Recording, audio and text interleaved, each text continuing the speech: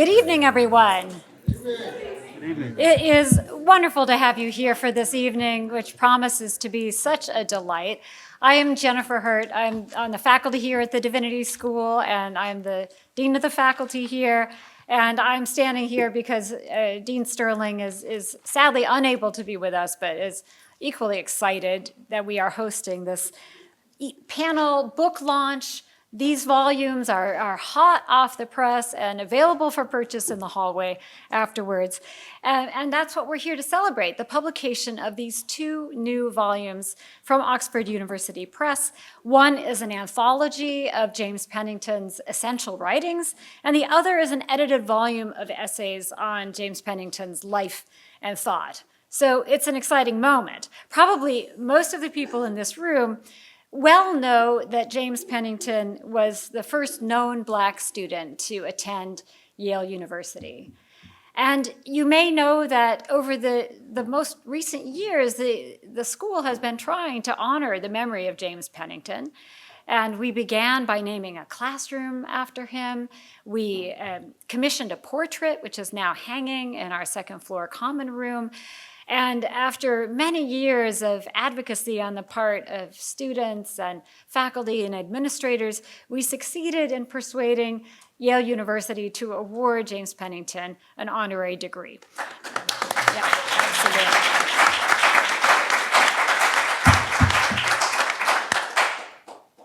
Now, why did we want to honor Pennington in this way?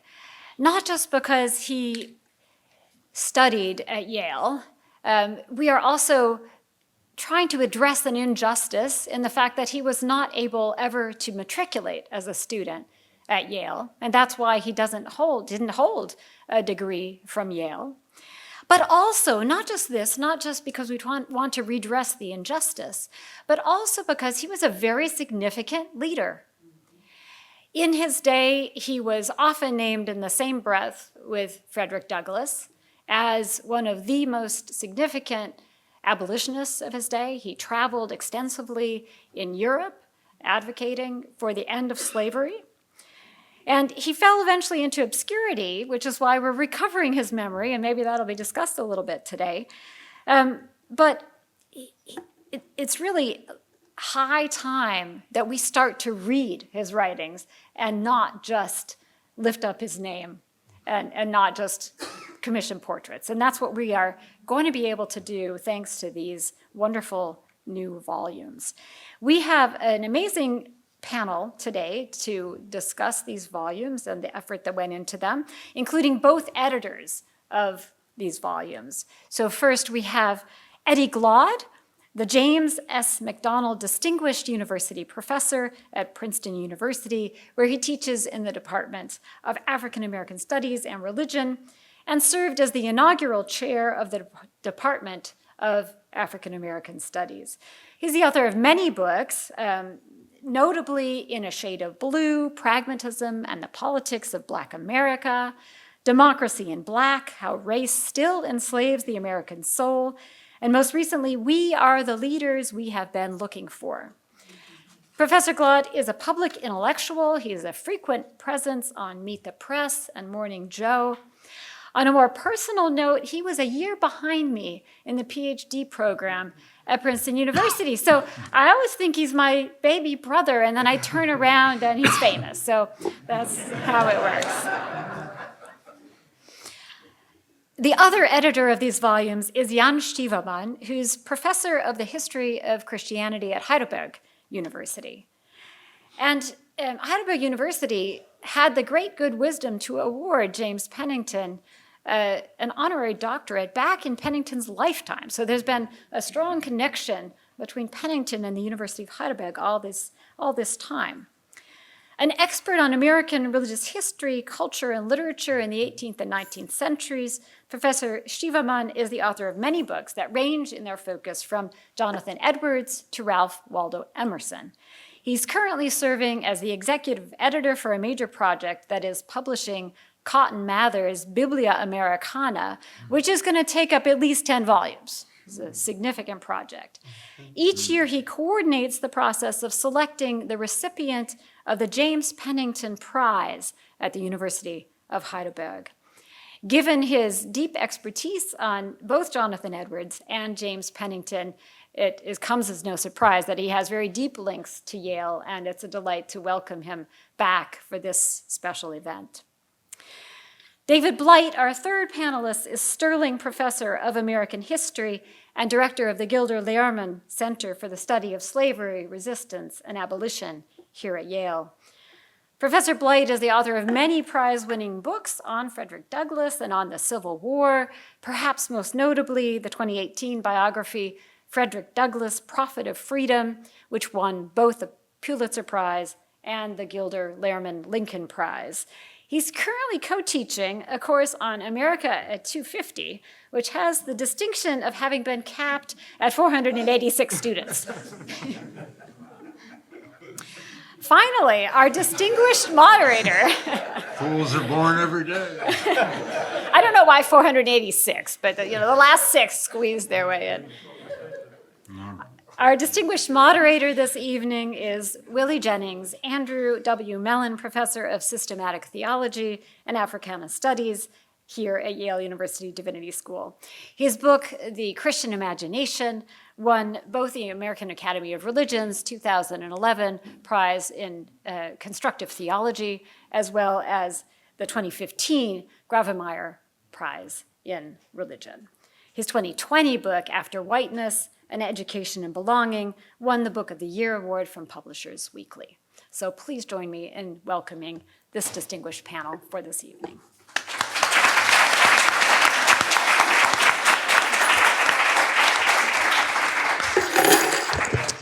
Good evening, everyone.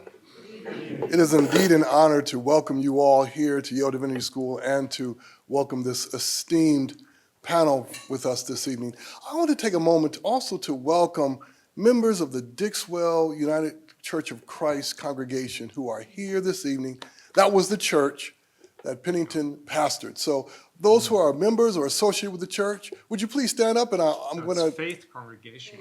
Faith congregation as well. Would you please stand up and let us see?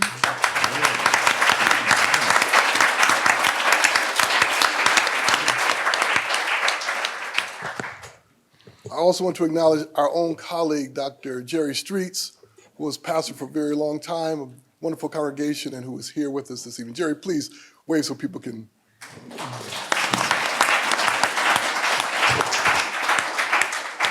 My friends, as we begin this evening, it is important for us to remember that James Pennington, as a student here at YDS in 1834, sat in his classes in forced silence. He was not allowed to speak or to utter a word while he took courses. That was the agreement. Pennington believed that there was something to be learned here at Yale, something vital for the sake of his people and the gospel, that required he allow himself to suffer that silence and other indignities. This evening, we will listen to Pennington, recognizing that he may indeed have something vital, something urgent for us to learn at this moment. Which brings me then to our first question for this esteemed panel. Why Pennington? Why Pennington? What is his significance, my friends? I'm going to ask Dr. Stievermann if he would begin us by talking about the project and then helping us understand the significance of Pennington, and then we will follow with Dr. Blight and Dr. Glaude. Thank you so much, Willie. Before I answer your question, I just want to say what an absolute delight it is to be here. And there couldn't be, of course, a better space to present these books to the public than YDS, and I'm also so glad that the folks from Faith Congregational and Dixwell are here. This means a lot. Well, Jennifer already alluded to the fact that in the 1850s, Pennington was widely recognized, not only here but also abroad, as a very significant evangelical abolitionist, activist minister and reformer, a race leader, as people would say back then. And then he was, after the Civil War, largely forgotten, unjustly so, and it's high time that he's kind of restored to that status. But I think more importantly, he should also be recognized as a theological thinker and an intellectual. And his contemporaries didn't recognize him for that. But now, I think, with fresh eyes, we can really see him as a significant figure in his own right in the Black intellectual tradition and theological tradition. And I think it is as an intellectual and as a theologian that he also really speaks to us today, and I guess we will talk about that in a moment. But I would also say Pennington now, because he's a really powerful writer, and we hope to make people appreciate that by putting the edition out there. The Fugitive Blacksmith is really, it shares, of course, many generic features of slave narratives, but it is unique and uniquely powerful in many ways, I would say. He is one of the first Black historians, not just by writing a textbook of the origin and history of the colored people, but if you look at his journalistic pieces that we've also included, he is a very historical thinker. He always addresses issues by thinking about them historically. How did things come to be? Where does this come from? Where does color prejudice come from? And so on and so forth. So I think that's very significant too. He's also interesting and significant as a journalist who wrote for what were some of the first journals of the Black free press in the North, like the Colored American, the Anglo-African, and I think this was also very important, creating this public sphere in which people could engage. This was very, very important, I think, for the civil rights cause, and he is significant in that again too. Yeah, I think these are some of the, if you like, historical reasons, but there are more reasons, I think, when we think about Pennington's significance for the present, but I guess we'll talk about that in a moment, and I'll give my fellow panelists the opportunity to add. Well, thank you, Willie, and thank you to the Divinity School. It's always a special thing for me to come in this place. It might be first worth saying Pennington, of course, didn't walk these grounds. He would have walked the grounds of what is now Old Campus. There were essentially only 7 buildings then in what was called Brick Row. He would have walked the same paths as everyone else, even though he couldn't speak in a class or check a book out. So the next time you're in Old Campus, just look at the pathways. Well, some of them are the same. That's where he would have been. He lived off in town in housing that, and I have friends here who may correct me, but in housing that Simeon Jocelyn, I think, helped him find. Simeon Jocelyn had a lot to do with the attempt at creating the first Black college here. And Pennington was wise to become close to somebody like Jocelyn. In fact, Pennington was really astute, like most fugitives, all fugitive slaves, at finding the people who could help him, finding the people he could learn from. Now, let me say, too, congratulations to the editors of this amazing project. I just bought my 2 volumes, folks, so no freebies here tonight. Buy the books. You know, I didn't tell them I was on the panel tonight first. Maybe I'd have got a free one. I don't. Anyway, never mind. That's my goal. Seriously, Willie's given us a series of 3 questions, so I don't want to waste all my answers on the first one. But why Pennington? Like other fugitive slaves who wrote about it, he lived at least a 2-life life. Really, perhaps a 3-life life. When you think about the last parts of his life, the tragic endings he has, but a 2-life life. All fugitive slaves live this, but he writes about it that way. He's from there, but he came here.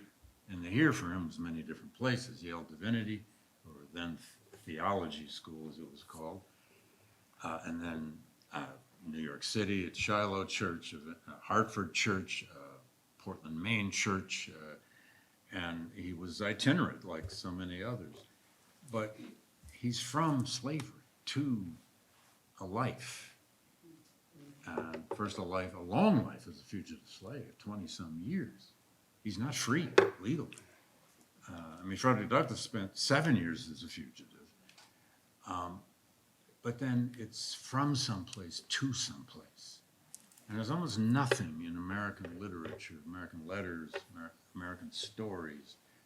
The whole immigrant story tells that, and we have a gigantic genre of immigrant memoirs, from somewhere to somewhere. But that's one of the first reasons to go read Fugitive Blacksmith. And then I would just say, and we can come back to lots of this, he took to the pen, as Jan just told us, and this collection of his writings is astonishing. And he's still looking for more, but so he just told me. And by the way, how many volumes of Mather? Oh, just the Biblia is 10. How old are you? Anybody that takes on those kinds of projects has my respect. Anyway, but he took to the pen that power that fugitive slaves had no power. No political power, no,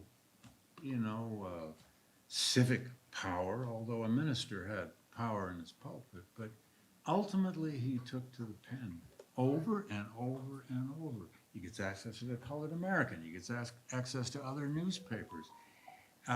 And I can't help, everything I read about Pennington, I can't help comparing him to Douglass.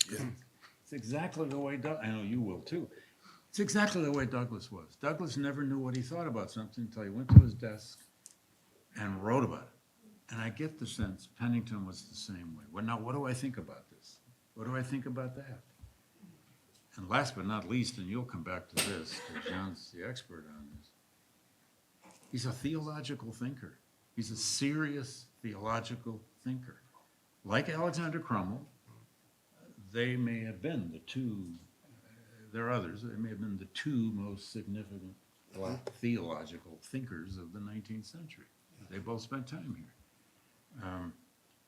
So, we did express that he's also a first. He's actually several kinds of firsts.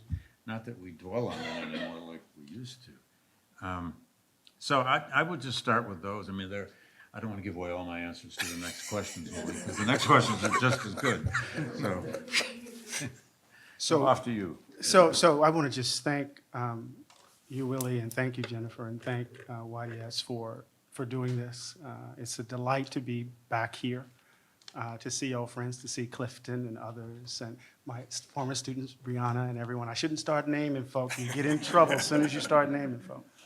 I also want to lift up Jan, the footnotes, the work that he put in to this volume, the care that is evident on each page is testament to his commitment to Pennington. It's testament to you as a scholar. And I just want to just say there's a reason why his name is first. And we also want to lift up our other colleague, Caitlin Smith, who was amazing as well. Because Jan can be a demanding kind of fellow, as you can imagine. Just look at the footnotes. Just look at the footnotes. So I just want to just say that it's this project is in some ways a result of his steadfastness. Just one second. And I also want to lift up Virginia Zentgraf, who's here and worked on the project as a research assistant. Indeed. And came over for the event from Heidelberg. That's wonderful, wonderful. And I also want to thank Melvin Rogers, who edits the series, the Oxford New Histories of Philosophy series, who saw the value Pennington's voice in the project and to publish both volumes at the same time. So why Pennington? Now, why Pennington? Yes. I'll leave it to the historians to pay attention to the historical context that produced it, why he's significant. Oftentimes we come to these historic figures as if they're only that. But as they've said, they're thinkers. I'm interested in the way in which Pennington thinks about freedom, the way in which he's imagining or thinking about democracy more broadly, the way in which he's thinking about self-cultivation, self-creation, how he's thinking theologically. I'm not so much interested in the theological questions. Jan used to remind me of this every time I would read Pennington in a certain sort of way that wasn't attentive to his Reformed theology. I would get Jan's look. He still does it. But I'm more interested in the figure as a political theorist, as an intellectual of sorts, right? And the way in which Pennington is grappling with the questions of history and identity and agency, right? In the context in which he himself is not just simply moving from here to there, but subject to the violence of a relation of domination that impacts the very ways in which he understands, right, the self, right, the way in which he inhabits this place. There's a line from The Fugitive Blacksmith that I am obsessed with, that returns over and over in my mind, and it has shown up in subsequent works since our engagement with Pennington. All that I've ever tried to do, and I'm paraphrasing, all that I've ever wanted to do was to make myself more efficient for good. Yeah. And he makes that claim in response to that vile monster of slavery that has robbed him of his education, and he has rid his tongue of the sound of slavery, but there's certain things that he cannot replace. And so education for him, right, takes on something much more significant. It's before Du Bois invokes Bildung. Pennington is right there. So I want us to understand these volumes as a treasure trove, to begin to think about the Black intellectual tradition, to see how we are grappling with these fundamental questions that cut to the heart, right, of American political theory, and of course, American history. So that's why he matters to me. Thank you, gentlemen, thank you. Our first brief commercial. As was stated, the books are available for purchase, so please avail yourself at the appropriate time to this opportunity to get these two magnificent volumes at a very, very low price.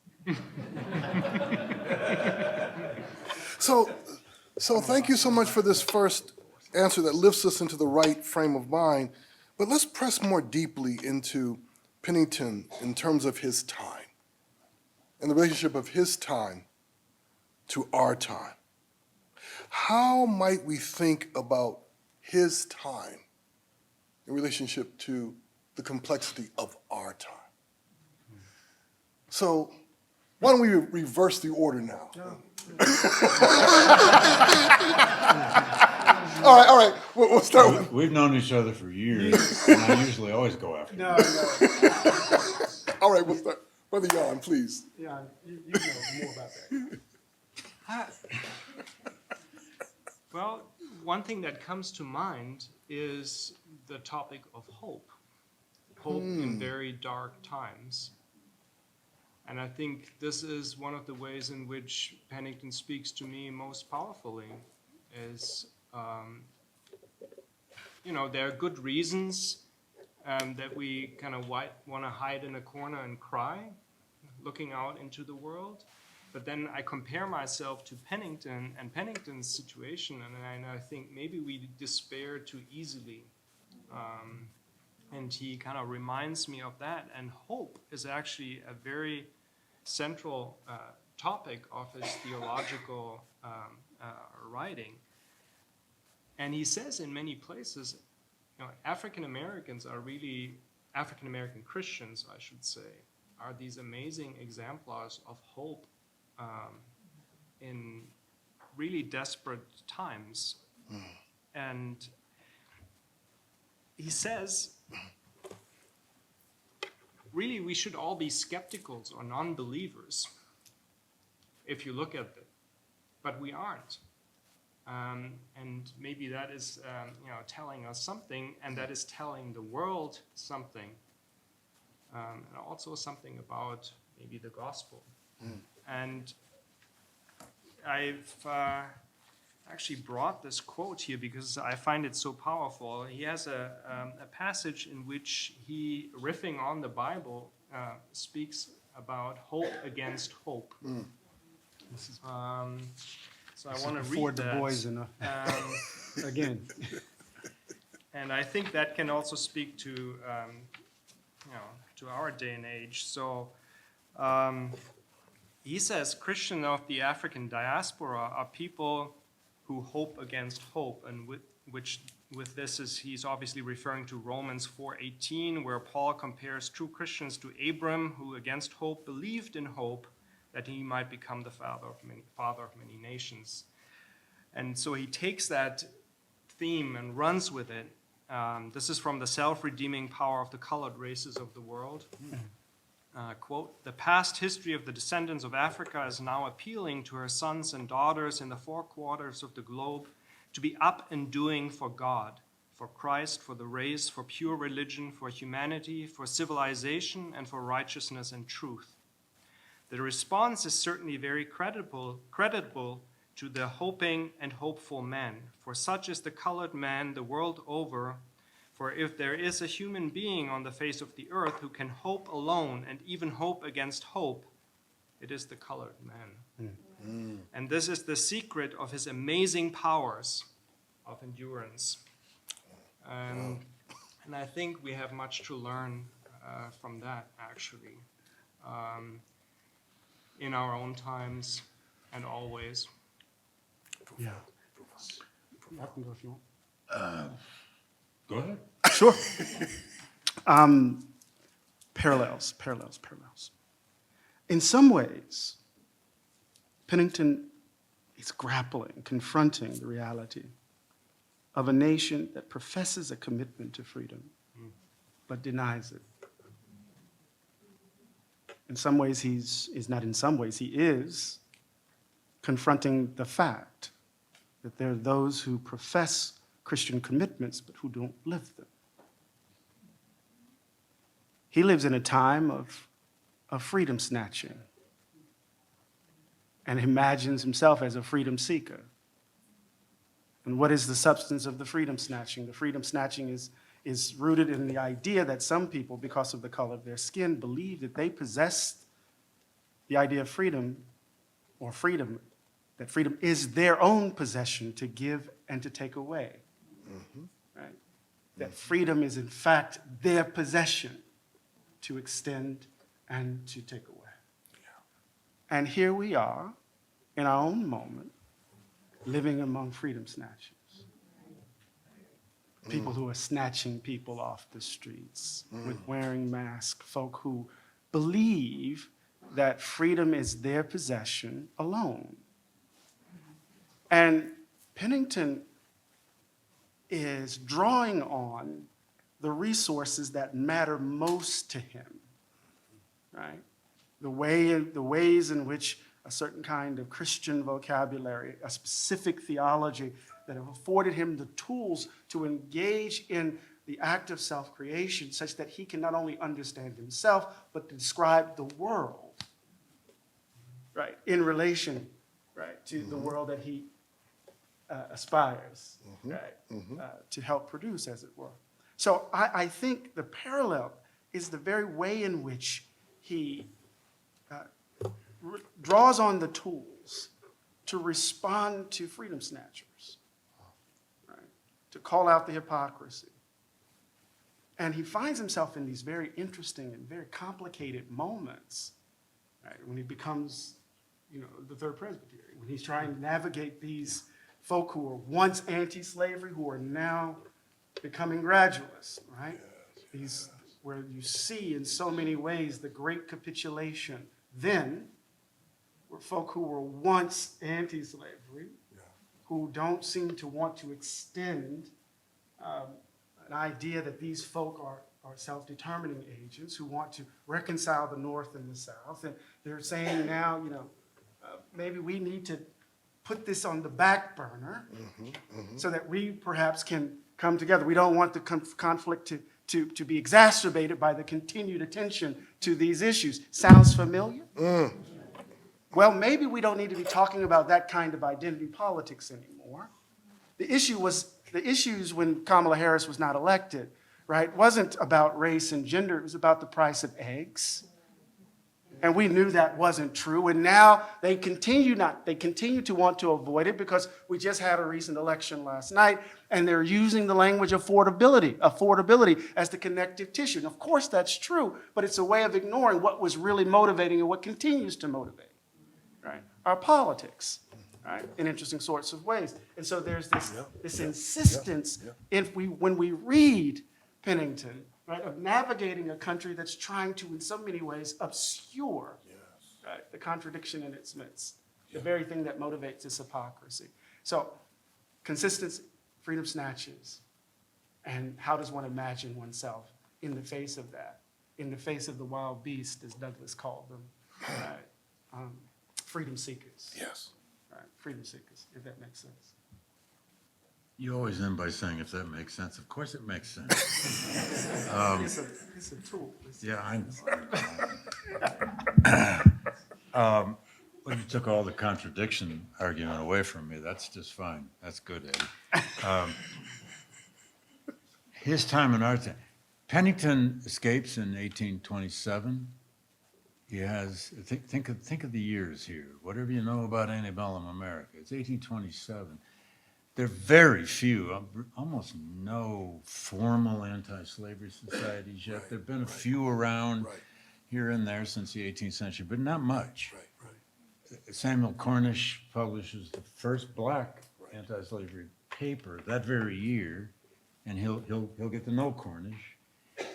But this is before Garrison's Liberator. There's not much of an organized abolition movement.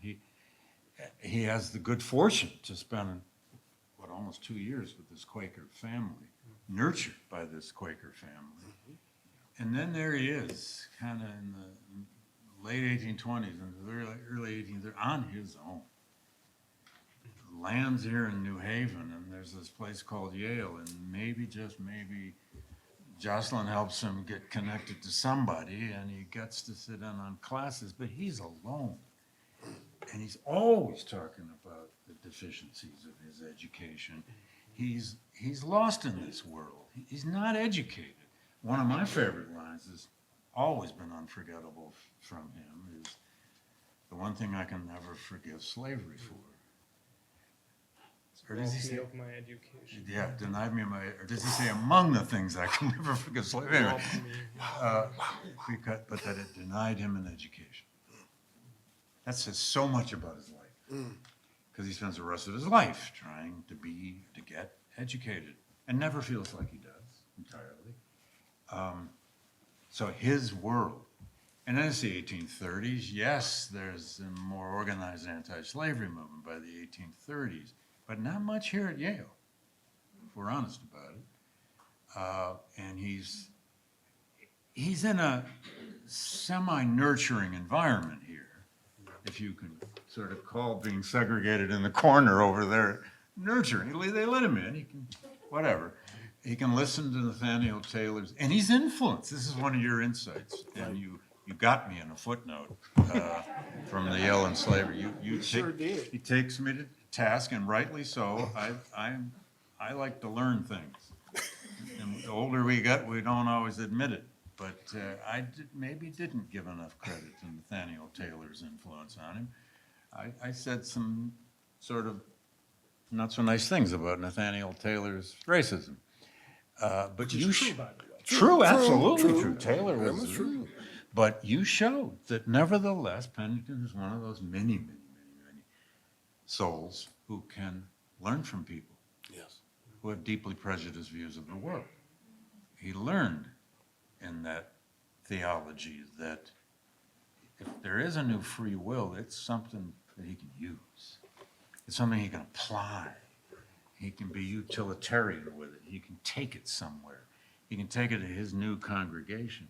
But his world, let's remember, and I'll say just a brief word about our now, but Yes. his world was that world of the 1830s into the 40s, into the 50s, of fear. American society lived in a kind of social, it didn't always express it, it didn't always admit it, but it lived in a world of social anxiety over this thing called slavery.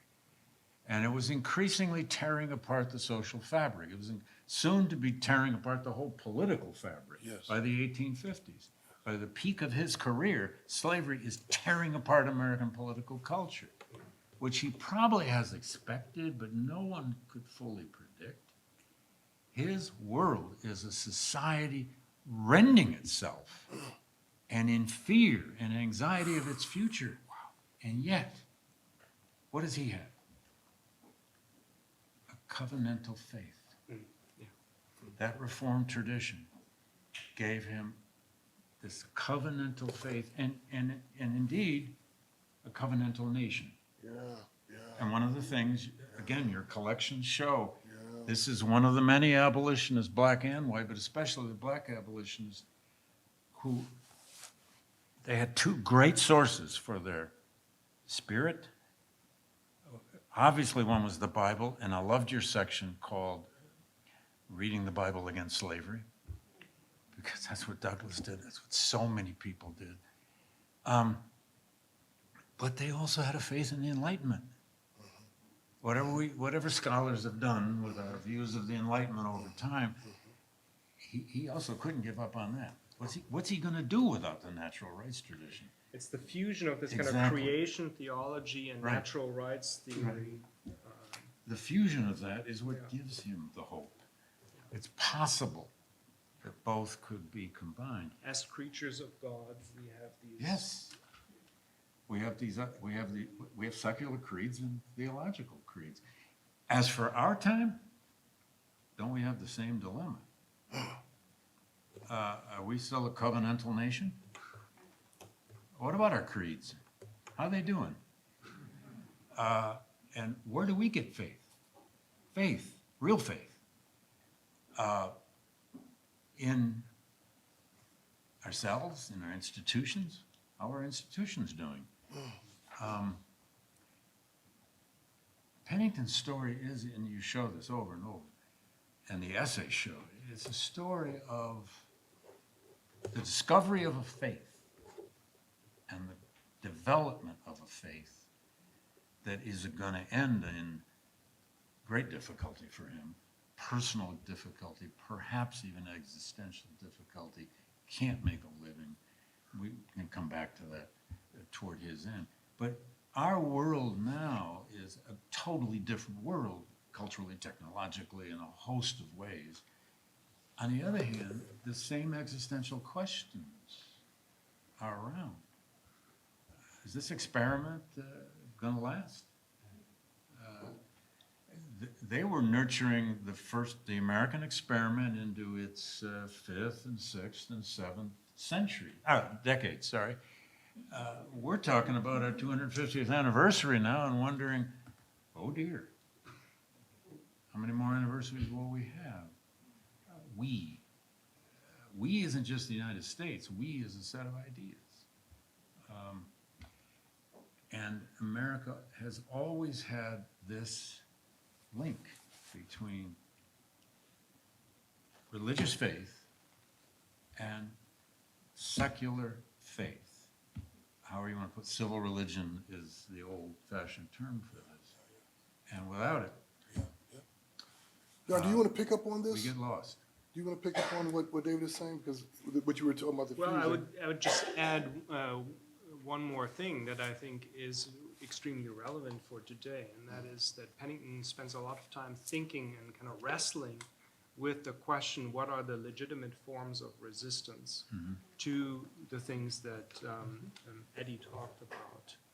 And he makes a remarkable journey from a very, very committed, non-resistant Christian, in the sense, no means of violence are justifiable under any circumstances, in many ways, a really admirable kind of pacifism to a more qualified position in the face of everything that happens in the 1850s. Where he says, Exactly what happened to Douglas. Yep. certain forms of self-defense are justified and necessary, and eventually he even becomes a recruiter of black regiments in the Civil War. So that too, I think, is worth thinking about. This very difficult, and he doesn't provide any easy answers, but he helps us think about the issue of what are legitimate forms of resistance to something that we perceive as simply evil. And one quick last thing, I don't need to say it maybe, but that American experiment of the antebellum years was destroyed in Civil War. Absolutely. It did not last. Absolutely. Didn't have a good ending, the 1850s. And neither did Pennington, but so we don't always have happy endings to these stories. Absolutely. What you said, David, what you both have said, brings us to this third heavy question that our panel will wrestle with for a little while, and we will pick up from it. And it's this: are we in a Pennington moment now? Are we in a Pennington moment now? And if so, in what way are we in a Pennington moment? Well, the way in which I would answer this question, first I would just say yes, in this sense. Pennington offered what he called the chattel principle, right? And the chattel principle went beyond, as Caitlin and we write in the introduction, it went beyond legal bondage of slaveholding. It was the structural expression of spiritual disorder. A depraved lust to completely dominate another human being, and prejudices that led white Americans to worship the idol of whiteness and ignore the living image of God in other fellow human beings. That's the chattel principle. And the chattel principle, if we take it seriously, right, it evidences itself in what I take to be the divided soul of the nation. A country that imagines itself at once as a beacon of freedom and as a white republic. A country that claims the principles, these ideas as the basis of its founding, but actually has underneath it blood and soil. From the very beginning. From the very beginning. And so the double consciousness that Du Bois attributes to us, seeing ourselves through the eyes of those who despise us, is actually a consequence of the double consciousness of the nation. The divided soul that is in effect a kind of madness that threatens to overrun. So the chattel principle still obtains. It's just being evidenced in a particular way under particular material conditions in this moment. Boy, that's good. And so I think Pennington's analysis, even right as he's preparing to take his last breath, the 15th Amendment is passed, it's ratified, and you remember that moment in Souls of Black Folk, and Du Bois makes the claim that suddenly with the vote being extended, the issue of race now becomes this national feud, right? This national problem. And he says, well, perhaps the chattel principle, maybe, but we will still be vexed by this belief, right? I'm paraphrasing here, by this notion, this idea that some people, because of the color of their skin, ought to be valued more than others. And the mob will evidence itself, right? Motivated by that principle. And here we are 250 years later, still dealing with this shit. ... That's the last sentence of my new book, by the way. That's going to be useful. Glad you got that in there.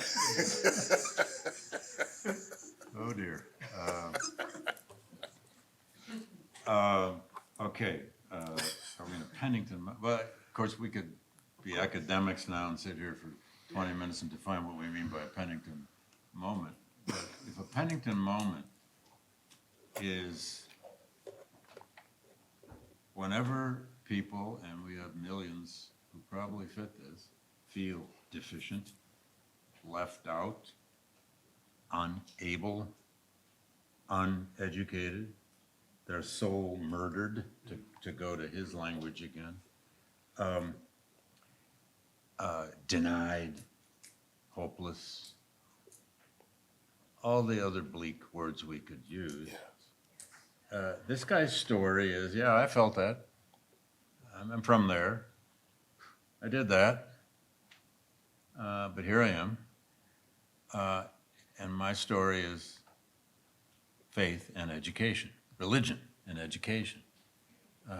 Now, we haven't really gotten into yet just what a theologian this guy is, and which, Jan, you break down for us, which was so valuable to me. I love theology. I just was never trained in it. That's my problem. I need to quit my regular job and over here. Come on. I'm half serious about it. Come on. We'll talk afterwards. Okay. But also, I'd add one thing. I mean, Pennington is saying if a Pennington moment is, okay, you got gigantic problems, and you're poor, and you don't look like you got chances. Okay, but here's some kind of a model. Now, models don't always get anybody anywhere. But what's in Pennington's story too is this notion of damage. He was damaged by slavery. All slaves were. He was damaged, and he spends a lot of different ways telling us that. He writes that damage out of his soul. Again, I'm not saying that just because Douglas did the same thing, but this is so true of the fugitive slave experience. Those who had the capacity, the advantage of being able to think of Harriet Jacobs. Those who had the capacity to write their story could write that pain out into the air, write that pain out of their own soul to some degree. He's a damaged human being who ends up kind of damaged, at the end, because he has a lot of personal trouble and problems and so forth, and no money. So if a Pennington moment may be, if you've got how many million people on food services, how many million people who, only about 47% of Americans ever go to college, ever. We need to remember that in places like Yale. More than 50% of Americans will never set foot in a college. So they're in that part of our society and our economy. Some of them will do fine because they're your plumber and they're your whatever. They're your mechanic who knows a hell of a lot about a lot of things I will never know. They're farmers sometimes. But, when they feel so deficient and the society is telling them in consumerism and in every way, visually and technologically, you're not going to make it. Those are Pennington moments for people. They don't know to call it that, but they are. Well, I would like to answer your question. Are we in a Pennington moment, maybe as a member of the Faculty of Theology and as a Christian? I mean, we also live, I think, in a moment when we see a lot of churches being hijacked by bad actors. A certain interpretation of Christianity dominant, especially in the US, that I regard as toxic. And that, in many ways, was the situation that Pennington lived in. But do we allow for these people to define for us what the Christian religion is?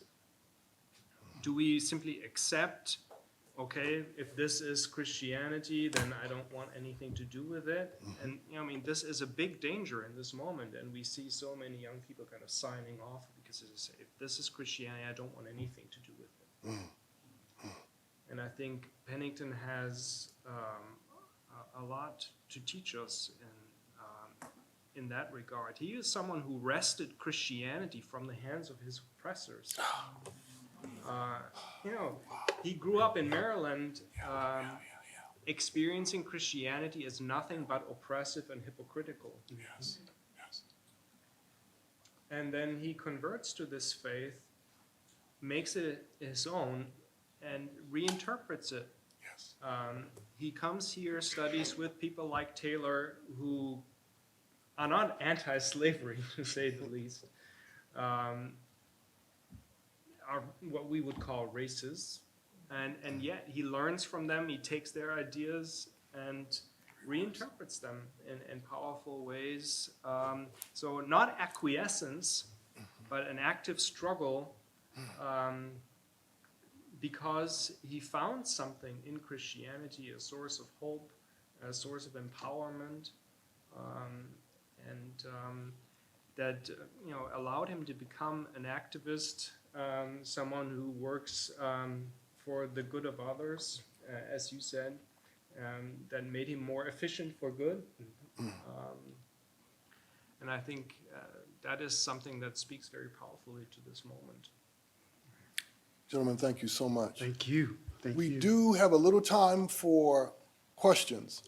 And as is our practice, we want to give students pride of place. So I'm inviting students, if you have a question, this is an incredible opportunity to have these three wonderful, esteemed people with you. So we have a question in the front, or I say halfway between the front and the back. Good evening. Thank you all for being here. I guess my question is, from his narrative, The Fugitive Blacksmith, does Pennington address what happens to his family? I'm sure he comes from a pretty large family, because I know in Douglas's narrative, he talks a lot about, seeing his grandmother and his mother and what that does to him. And then I have a question about the end of Pennington's life. Where's his mortal remains at? Is there a proper headstone there? Is he? I think he died in Florida. So is he? Jackson. Is he down there, or is he? That's my question, because I guess to honor him, a piece of paper doesn't do much, but a headstone, So. Tell us your name, student, please. Oh yes, my name is Drake Smith, first year Master of Arts in Religion. Nice to meet you. Nice to meet you. This is one of the things that makes the Fugitive Blacksmith really unique, is the way in which it is centered on family. Very different from Douglas, if I may say so, is really much more individualistic in the way he writes about his flight from slavery and so on, whereas Pennington really struggles with this kind of awareness that escaping slavery really had dramatic consequences for his family. He's riddled with guilt. Yes. And they were sold south as punishment. And so he spends his life trying to track them down and help them. He's able to help some, a sister, a brother, but fails with other family members. And I think this haunts him for the rest of his life. And then the Fugitive Blacksmith really wrestles with that question. It even has a letter at the end addressing his family, even though it would be more than uncertain that his family would be able to read it, where he's kind of offering justification. And I do believe that this was maybe also something that brought him to the Christian faith, is this acute sense of guilt. And I think it's important, that moment in The Fugitive Blacksmith is important to put in conversation with, say, Orlando Patterson's Slavery and Social Death. So the way Patterson defines social death, it's one element. It's the slave is cut off from ascending and descending generations. It's made a genealogical isolate, right? And so here we have an account that thoroughly rejects that description. And in fact, we have a life that rejects being cut off from ascending and descending generations. So if he did in fact succumb to alcoholism, right, has something to do with the kind of brokenness that's at the heart of it. The guilt that he's free, he's a survivor in some ways. And what does it mean that his mama's not? And he tells us this story in The Fugitive Blacksmith of actually witnessing his father, right? This man who was so important to him, whipped, punished. And so we get an account that makes Patterson's account, which is at the heart of a certain kind of Afro-pessimist view, right? It doesn't seem to hold water in relation to this particular narrative. So again, not just reading it in terms of the kind of tragedy and the like, but thinking about it intellectually and how it can become a resource, a generative resource for a different way of thinking about Black self-living life. He had the burden of knowing his parents. And Oh, that's important. That's a wonderful. he doesn't escape till he's 23, 4? Yeah. 21. 21, okay. But he had that burden of knowing them and seeing their pain as opposed to imagining a parent. Also, Jan, I don't know if you want to say any more about his endings, but this is somebody who got essentially ostracized by much of the abolition movement. He was hated by the Garrisonians because he went into politics, which is not something. In fact, one of the things I most admire about him is he became a political abolitionist. He came to believe in affecting power, because if you don't, no chance of ever ending slavery. But he gets ostracized because of the schisms within the anti-slavery movement, and even among black abolitionists. Right. He gets ostracized. He has no money. He's accused of mishandling funds. He may have had problems with drink. I don't know. And in the war years, he recruits soldiers. I mean, he does everything, and then moves to Jacksonville to what? Try to open a new church, right? He did open a new church. First in Natchez, Natchez, Mississippi, that's right, and that's then in Jacksonville, Florida, Yeah. which is where he dies. I haven't been down there, but as far as I know, there's no gravestone. I have good ties there if you want to go, because James Weldon Johnson was born about 8 months after Pennington dies there in Jackson. And he may have gone, I don't know this, but he may have gone to Jacksonville because Jacksonville was known during Reconstruction as a fairly progressive place on race. And it was for the next It's AME, decade or two. powerful AME sites. Yeah. This is also an interesting moment. So he switches churches and becomes an AME elder because they were first to go south and help work with the freedmen. Yeah. He was very disappointed the Presbyterians and Congregationalists didn't do anything, and he really wanted to go as soon as the opportunity opened up.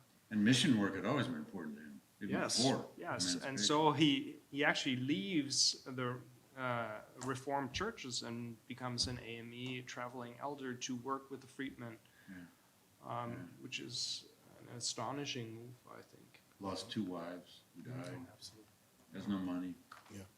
So we have time for one final question from a student. Oh, we're high church in here. We're going to end on time.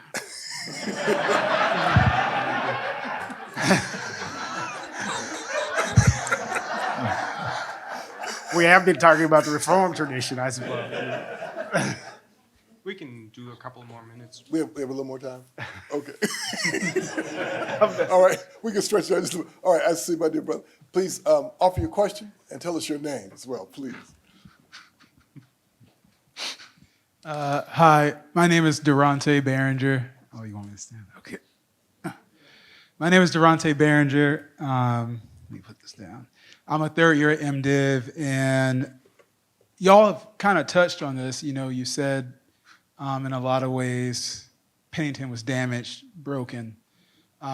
He talks about hope, but I guess I just want to ask, I want a little bit more of a inside look into his theopolitical interior life, particularly like when we're thinking about like how does he look at Jesus in this moment in his life and reconcile Jesus with the violence and the ostracization that he faces, along with, and does this too, along with the like political hypocrisy that's happening. Because I think that's very hard, but it seems like he was really trying to work through it. I think, do you want to go first? No. I'll be happy to have you do Jesus.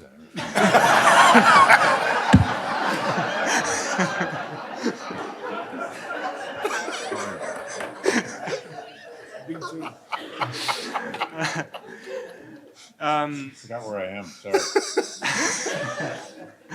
I think in addition to some of the things we already talked about, one important thing to realize is that there is really sort of an eschatological horizon to his hope.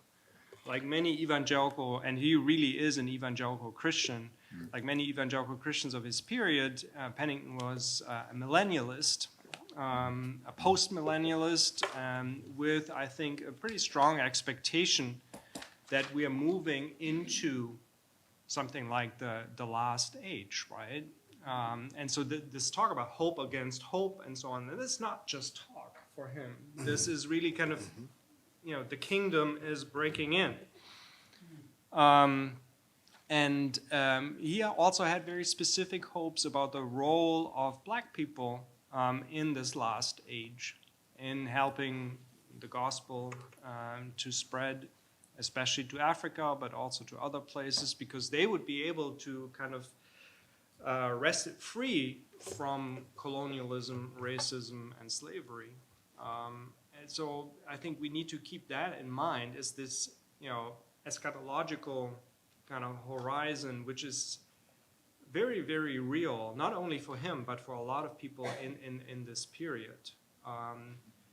He wasn't a premillennialist. He didn't expect Jesus to come down from the heavens and erect his kind of kingdom, but he did expect that things might get worse, but they would ultimately get better,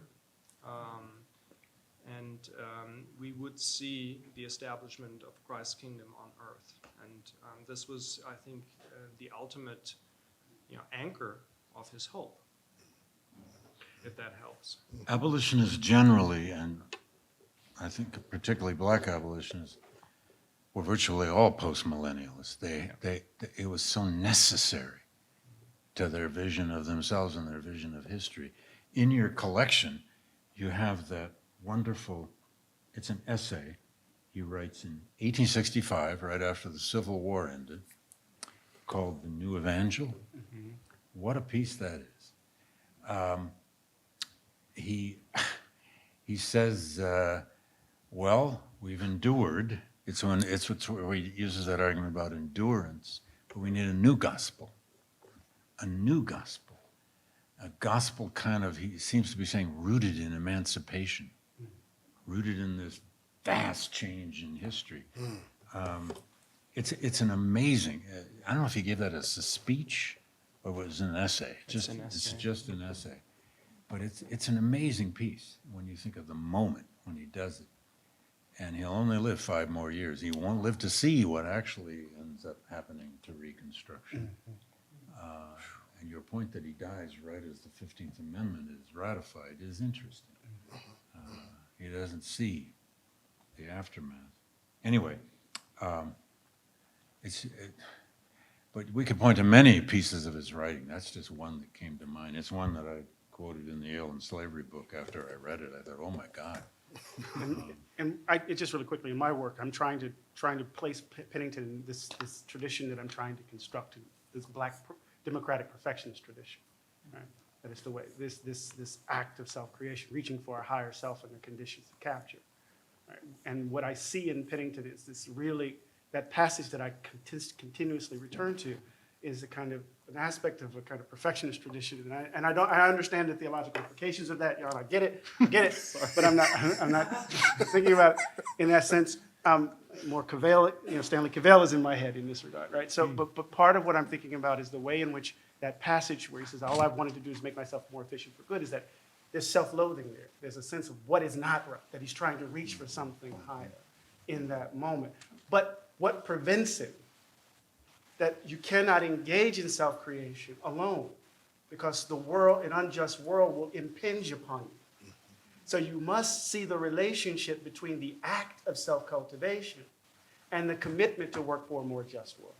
Those two things can't be thought about apart, because an unjust world will distort. He uses this wonderful language, these verbs, malcreate, malform, right? Which has something to do with how it impacts the shape of your character, right? So there are these moments where you can get on the inside of what he's trying to do as he's trying to engage in kind of self-cultivation, reaching for higher self. So, Although Miles, we can think about that theologically. so Miles, I think I saw I your don't hand. insist. Did you ask your question?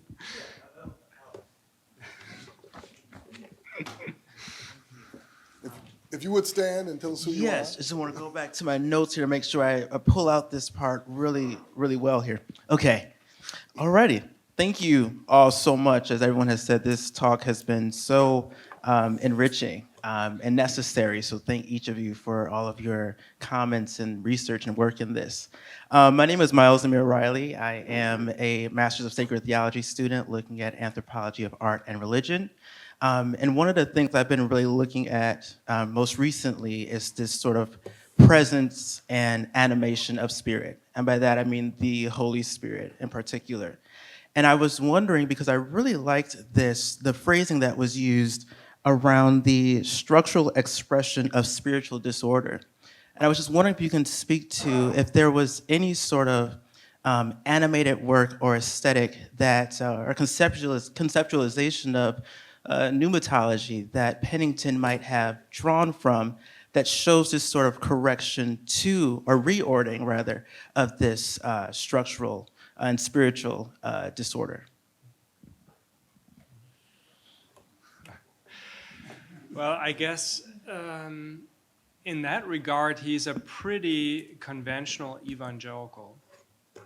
So he would say things and write things like, in order to understand Scripture correctly, and that Scripture really speaks against slavery, for instance, even though the letter of Scripture in some places might seem to kind of justify it, you need the inspiration of the Holy Spirit. So in that sense, there is this kind of spirit-centered, kind of evangelical way of reading the Bible, for instance, and of course he emphasizes that conversion is ultimately brought about by the agency of the Holy Spirit, but as far as kind of the political transformation and so on is concerned, I don't see much spirit-centered language. I'm sorry to disappoint you. And that he's, like many Reformed people, more focused on the Old Testament, on the Hebrew Bible, and the covenantalism and so on. There's not a lot of spirit language there. It's really more law and responding to God's moral government, and then so that's how he would talk about these things. Yeah. So Jan, we want to give you the last word as the lead editor of these wonderful works, so please. Well, no, I'm just so grateful for this conversation, and I would just ask you to engage with Pennington directly. Don't listen to us, but engage with Pennington directly. He has so much to offer. And also, there's a wonderful group of scholars represented in the collection from various disciplines. There's a lot in there if you're interested in Black literature, if you're interested in Black philosophy, the theological tradition. So avail yourself of the riches that are in these volumes, and I think that's the best way also to honor Pennington, to really engage with him. There's been a lot of talk about Pennington, but I think it's time that we kind of enter into dialogue with what he wrote.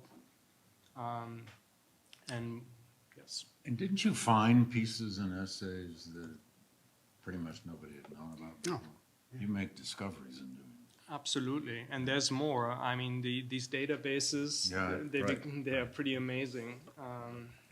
And, So never say never. and there's a lot here in the archives. I'm old enough to remember when, you're not, when the argument in graduate school was, or even before for me, the black abolitionists, you're just not going to find much. I mean, really, it's just, and one of the reasons I ended up studying Douglas is because he left so much to work with. I actually started out wanting to write my dissertation on James McCune Smith, a black abolitionist of great merit, a scientist, a doctor, a writer. Close friend of Pennington, actually. Close friend of Pennington's, close friend of Douglas. But there were about 30 surviving letters and a lot of his writings. So I just wrote an essay and never made a dissertation. But that's a long time ago. Today, a student should do this. There's some detective work Yeah, involved. yeah. But it's no longer the case. Black abolitionists are now having their time, so to speak. And I should say this too, when you read the volumes, it's also transatlantic. Oh, yeah, It's not just simply a US focus. We're gonna see the scope of black abolitionism. We're gonna see it reach not only into Europe, but into Jamaica, a range of places. It's gonna be really, really, really fascinating. So I would, again, urge you to engage Pennington. 3 times he goes to England, right? Wonderful. Please. What was his problem, or what was Garrison's problem with Pennington? He had a problem with Pennington. Yeah. Well, Decided Pennington, the tactics. tactics and strategy, to be short and simple about it, Pennington gradually from the 1840s into the 1850s moved into the realm of political abolitionism. That is, he joined with the Tappan brothers, Gerrit Smith, a whole wing of abolitionism that advocated affecting high politics, local politics, but also high politics, advocating, even creating anti-slavery political parties, which they had done, the Liberty Party back in the 1830s and 40s. Pennington embraces that. Garrison, whatever you think of him, radical abolitionist, but he, until the Civil War, never gave up on the idea that slavery should only be attacked by moral persuasion. Constitution, the slaveholding doctrine. Yes, and Pennington also adopted the anti-slavery view of the Constitution, which was a big divide among abolitionists. He joined Douglas in doing that. So they're but also people who had fights with women like Garrison, there was always, to some degree, a personal level on which that happened. If you veered from the fold, you didn't toe the line of the tenets of abolitionism, you were going to be cast out. Try to take your kneecaps out. Yeah, well, maybe the kneecaps, you're right, take your kneecaps, but, except Garrison was a pacifist. It doesn't matter, yeah, I know. Garrison always comes off as horrible and terrible in these discussions, and to some degree he deserves it. But also he had been a model for these folks too. Not unlike, well, Taylor and Garrison wouldn't. They were close initially. Initially, because of The first yeah, thing in the 20s, and early Pennington 30s. publishes is with Garrison on That's right, anti-colonization. That's right. Well, Garrison was a And then a hero to black abolitionists. He was this guy publishing a newspaper every week and devoting his life to destroying slavery, and he was dead serious. They were glad to see people like that. It's just, you had to toe a line about 7 different ideological positions, tactics, strategies. And the view of the churches, I think. Oh, yeah. And many of Yes. these folk were anti-slavery, but they weren't affirming the humanity of the people. Exactly. Because once slavery is ended, Yeah, Yeah, what do yeah. they're not so keen on extending citizenship rights to these folks. So Well, friends, Garrison was, but that's it. before we You shouldn't close, have asked. before we close another commercial, there is a wonderful reception prepared for you all, and especially for our panel. Would you join me in thanking our esteemed panel for this wonderful?